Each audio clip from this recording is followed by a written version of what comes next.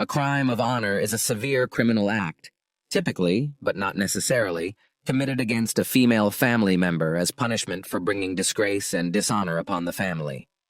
The offenses punishable by death at the hands of relatives can vary across different countries and cultures, but often include marital infidelity and apostasy. Each year, according to official statistics, around 5,000 such crimes occur worldwide. However, various women's rights organizations claim this number is at least 4 times underreported. What is most alarming is that often, the perpetrators face no punishment, and their actions are deemed righteous. Police in countries where such crimes are prevalent simply turn a blind eye to these acts, and although it is claimed that in recent years the penalties for such actions have been intensified, there are no official data to substantiate this. Sami Shahid's case in 2016 shocked the world. She was forcibly married off to a cousin she openly despised and sent to her ancestral homeland. However, she soon broke off this imposed union to marry for love, against her relatives' wishes, and paid the ultimate price for it. Her story drew intense public scrutiny as she was a British citizen of Pakistani descent. Yet she met her tragic end in Pakistan, where the case was quickly suppressed, attempting to frame it as an unfortunate accident. The Shahid family story. Chaudhry Mohammed Shahid and Matiaz Shahid emigrated to the UK in the mid-1980s from a small Pakistani village named Pandori, located in the Jhelum district of Punjab province.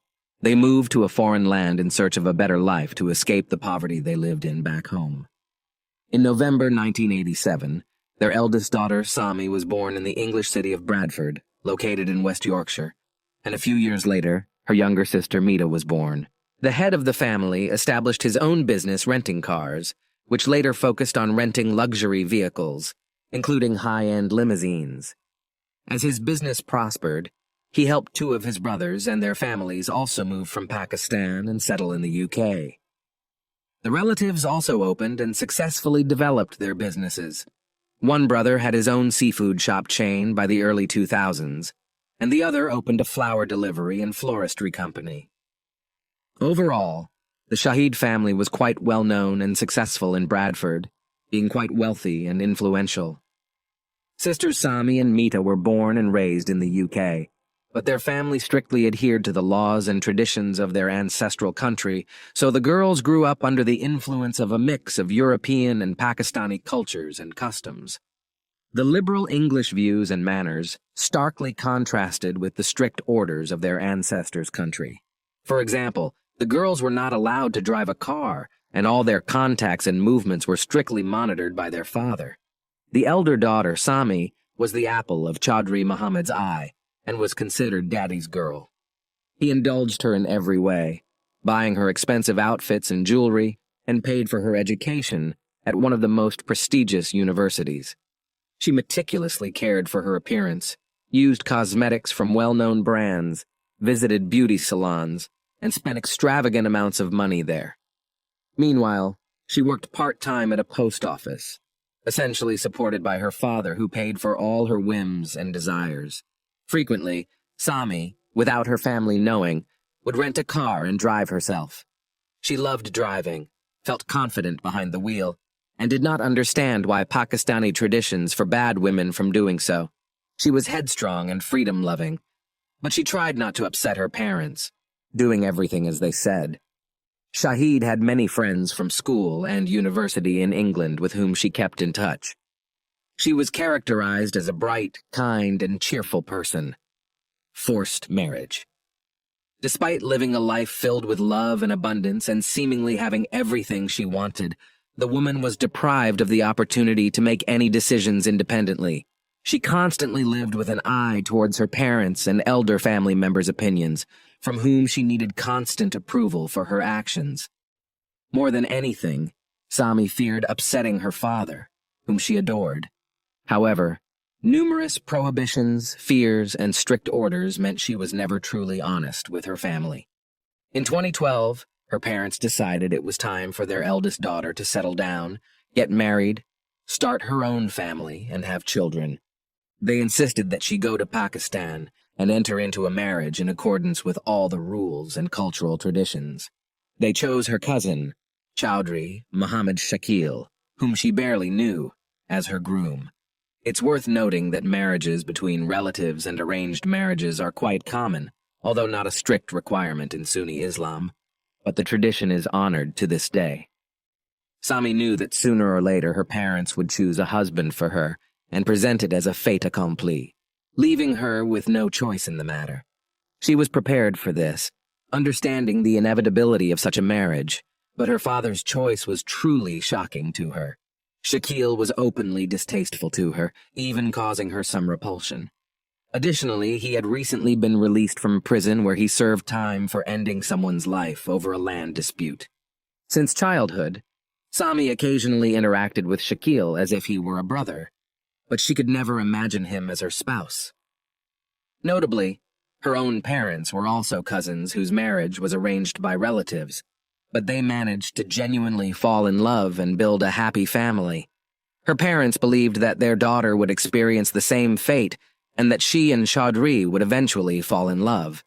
Despite her aversion to the groom, Sami could not disobey her father and understood how important this was to her family. However, her mother and younger sister Mita later claimed that no one forced her into the marriage, and given her complex and headstrong character, it would have been impossible to do so physically or morally. She married voluntarily, without any coercion. In early February 2012, the decision about the upcoming wedding was finalized at a family council. The following couple of weeks, her parents and aunt and uncle, future in-laws, took the bride shopping, where she chose everything she liked, and they paid for expensive outfits, jewelry, accessories, cosmetics, and so on. Sami was denied nothing, but it all seemed as if she was being purchased. Likely that was indeed the case. The bride pretended to be caught up in the wedding preparations, but inwardly she felt like a hostage. She already understood that this marriage would not bring her happiness, but would be a real punishment. However, she could only discuss this with her friends, not her family. At home, she needed to appear happy, discuss the details of the upcoming celebration, and prepare for her departure to Pakistan. On February 20th, 2012, the young woman boarded a plane and, while in the cabin, sent a message to a close friend saying she was flying thousands of miles to make the biggest mistake of her life, but she had no choice. Later, she sent several more messages in which she confessed that the mere sight of the groom made her nauseous, and she could not stand to be near him. On February 27th, a lavish wedding was held for Sami and Chaudhry in Pandori, attended by about 1,000 people. The celebration lasted 4 days, and as a wedding gift, her parents presented the newlyweds with their own luxurious 2-story house, located next to their family home in the same province of Pandori. However, the young woman understood that this rich and beautiful house would become a real prison for her, where she would be forced to live with a man she did not love. Return to the United Kingdom. Family life, predictably, did not bring Sami happiness. She still detested her now lawful husband, and realized she could neither love this man nor even grow accustomed to him. But 4 months later, in mid-June 2012, the young woman returned to her native Bradford to sort out some issues and help her husband with the immigration documents for obtaining British citizenship. She was supposed to apply for a spousal visa for Shakil, but she was in no hurry with this, enjoying the illusion. When Sami finally started processing the documents, she learned that their wedding ceremony, conducted according to all the canons of Sharia, was just a marriage contract between Muslims, but had no legal force in the United Kingdom. To recognize such a marriage, certain measures under European laws were necessary, namely, conducting a civil ceremony and obtaining an official document, a marriage certificate. Friends of Sami noticed changes in her character and behavior after returning from Pakistan. The young woman appeared sad. Her eyes seemed extinguished. She was no longer the joyful and sociable person she used to be, and she clearly harbored deep resentment towards her parents. Any conversations or mentions of her husband and family life provoked irritation and anger in her. The issue was that Shakil was very jealous and tormented his wife, even from another country. He constantly called her and could demand at any time that she video chat with him. This was how the man controlled where his wife was, what she was doing, and who was with her. Moreover, this was, in a way, a demonstration of the husband's superiority and his power over the woman. In early August of the same year, during a phone conversation with a close friend, Sami confessed that her nerves were giving out. She was completely drained and no longer wanted to live because she had lost any joy, hope for happiness, and a bright future. She said she detested Chaudhry with all her soul and never wanted to see him again. However, she could not say this to her relatives. They only went around telling everyone about the luxurious wedding they had arranged for their eldest daughter. The very man. In early September, without having resolved the issues with the spousal visa, Sami was forced to return to Pakistan to her unloved husband. She regularly wrote to friends about how miserable she was, how much she hated her marriage, and how she felt trapped with no way out. This continued for several months, but then she began to complain less frequently, and her mood changed. During her next visit to the United Kingdom, it became clear what had caused this change. It turned out that she had met a young man online, Syed Kazam, who, like her, was a British citizen of Pakistani origin. He was born and raised in London, but had been working and living in the United Arab Emirates for the last few years. The pair started corresponding and quickly developed romantic feelings. They secretly arranged a meeting, and in October 2013, they saw each other in person for the first time. Sami immediately realized that Syed was the man of her dreams, with whom she wanted to spend the rest of her life. He was kind, caring, attentive, and courted her beautifully. They had a lot in common, but they both understood how dangerous and risky their relationship was. Nevertheless, life only seemed meaningful to the young people when they were together. She openly told her beloved about the situation she was in, and said she was ready to end her marriage to start anew with Syed. However, she could not get a divorce through a British court because, according to local law, she was not married at all. Divorce and new marriage. In the spring of 2014, Shahid decided to speak with Shakil and asked him for a divorce, but he rudely refused, stating that she would belong to him until the end of her days. Then, during another visit to the United Kingdom to her parents, she secretly contacted a local Islamic Sharia council, reporting that she had been forced into marriage, which was a valid basis for annulling the marriage. She also converted from Sunni to the Shiite branch of Islam, which her new lover belonged to.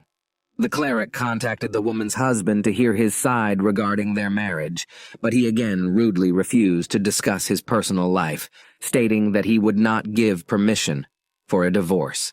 After that, the Islamic Sharia Council of the United Kingdom dissolved the marriage, recognizing that Shahid had been coerced into it by family pressure. Sami's family members had no idea that she had divorced her husband in absentia and was preparing to remarry, now to the man she loved. In September 2014, the young woman secretly married her new chosen one. This time, the union had legal force, and the spouses received a certificate of registration of their relationship, confirming its legality. The same cleric who had granted permission to dissolve the bride's previous marriage conducted the Nikah religious ceremony. Only a few close friends of the newlyweds, who were present at their wedding, knew about this event. The couple was truly happy. Sami confessed to her friends that she felt like a princess in a fairy tale and couldn't believe that all this was happening in reality. However, this joyous and happy event was the beginning of a real nightmare: family dispute and escape from the country. When Shakil demanded that his wife return to Pakistan, she responded that she no longer belonged to him and presented a certificate of her new marriage. This infuriated the man, who immediately called his father-in-law to inform him of the situation, sparking a severe scandal.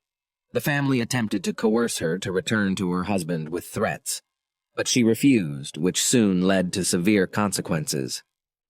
A few weeks later, Sami was brutally assaulted on the street while shopping with her sister. Notably, her sister was unharmed, but Sami nearly had her legs broken with metal bars.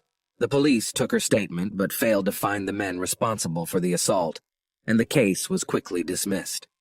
At this time, Syed had to fly to Dubai for work, leaving his wife in the United Kingdom, awaiting a visa to follow him. The wait became a real torment for her, filled with endless threats, disputes with relatives, and fear for her life.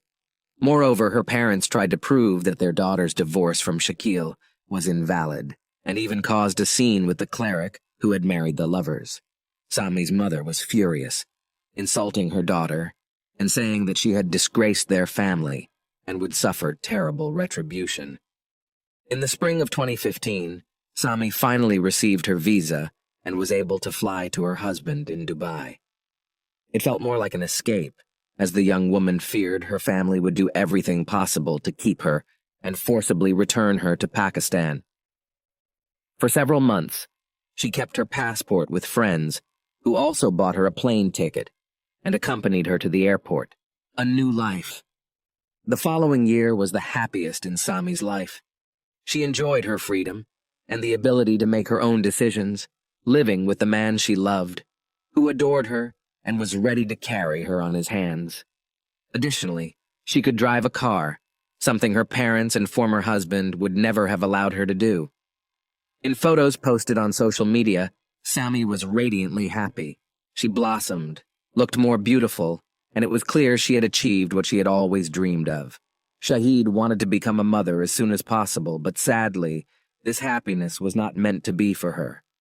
Nonetheless, she and her husband confidently looked to the future, making plans for their lives, unaware that her closest relatives had already condemned her.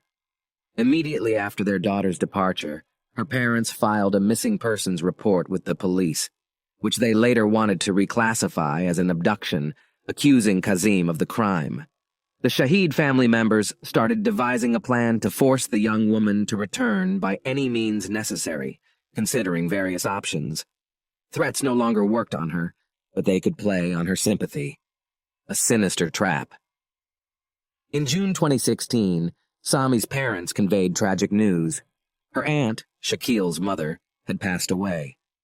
Sami was devastated and even considered flying to Pakistan for the funeral, but she was aware of the risks involved. Many family members still hadn't accepted that she had left her unloved husband and remarried. Her actions were viewed as betrayal and disgrace. A week after the aunt's funeral, her mother called again, reporting that her father's health had severely deteriorated. He had diabetes, and his condition had recently become unstable. If he passed away, Sami knew she would never forgive herself if she didn't visit him. Despite her concerns and her husband's attempts to dissuade her, she decided to travel to Pandori. Fearing for her life and safety, she promised her husband to keep in constant contact with him. On July 14, 2016, Shahid arrived in Pakistan and first went to a close friend's house. She left her passport and return ticket to Dubai with her friend, shared her fears, noted her bad premonition, and asked her friend to pray for her safe return to Syed. The following few days passed relatively peacefully. She stayed in touch with her husband and friend, updating them on her movements. She visited her aunt's grave with her family and met with many relatives. She was scheduled to fly back to Dubai on July 21st. However, on July 20th, Sami suddenly stopped making contact. Tragic news. On July 20th, 2016, Chaudhry Mohammed Shahid called the police station to report the tragic death of his daughter. When law enforcement arrived at the house where Sami had lived with her first husband, they found her lifeless body at the bottom of the stairs. Unfortunately, it was too late to help her. There were several visible bruises on her body, which, according to her parents, she sustained from falling down the stairs, and a small amount of pinkish foam was found coming out of her mouth.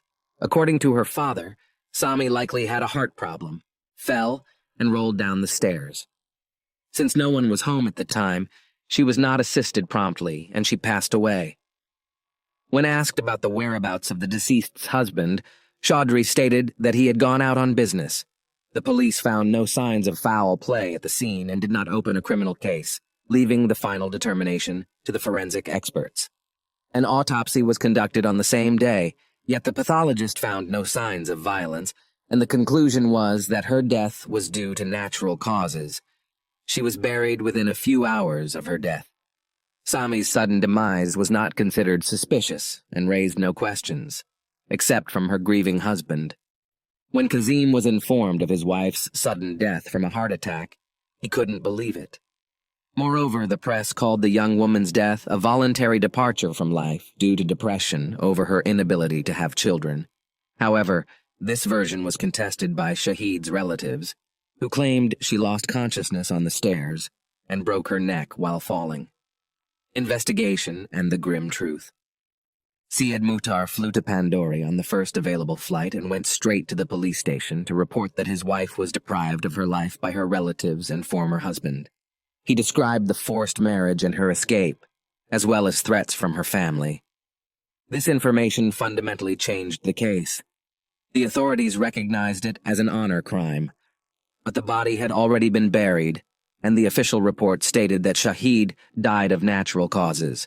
However, as the deceased was a British citizen, Kazim sought to involve European law enforcement and the media in the investigation.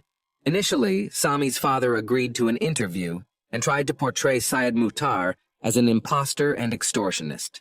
However, after the young man produced their marriage certificate, as well as a hard-won copy of the medical report and post-mortem photos of the deceased, an investigation was initiated. The report noted bruises on the deceased's neck and legs and traces of male seminal fluid on her body, indicating that she had intimate relations shortly before her demise. But with whom, if Shakil was supposedly not at home that day? Kazim held a press conference, presenting all the evidence he had, including text, voice, and video messages from Sami, in which she repeatedly expressed fear for her life. Suspicions arose that the police had been bribed, and the deceased's father and former husband were immediately detained. It turned out they had no intention of letting the young woman return to Dubai. They forcibly brought her to the house given as a wedding gift, where they searched all her belongings for the passport and ticket, which, as mentioned, she had left with a friend. A furious Shakil, with his father-in-law's tacit approval, physically subdued the young woman, and after she tried to escape, the men caught up with her on the stairs. While the former husband strangled Sami with her scarf, the father held her legs, leaving her no chance of survival. This account was confessed at the station by the perpetrator himself, although Chaudhry Mohammed denied any involvement in the act against his own daughter.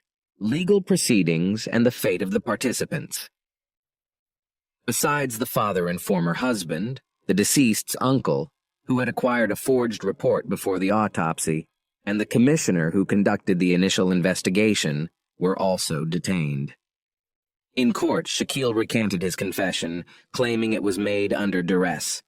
He spent just over 2 years behind bars but was released on bail in September 2018.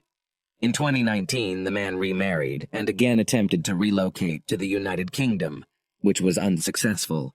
The father of the deceased was in prison from July to December 2016 and was also released on bail. He passed away in January 2018 at the age of 52 due to exacerbated health problems, never admitting guilt or involvement in his daughter's demise. The deceased's uncle and the commissioner were also released in the fall of 2016 without facing any consequences. Soon after, arrest warrants were issued in Pakistan for Mita and Matiyaz Shahid, but the mother and sister of the deceased promptly returned to Bradford. Mita later gave a substantial interview in which she attempted to discredit Sami and her second husband, blaming them for the downfall of the once-happy Shahid family.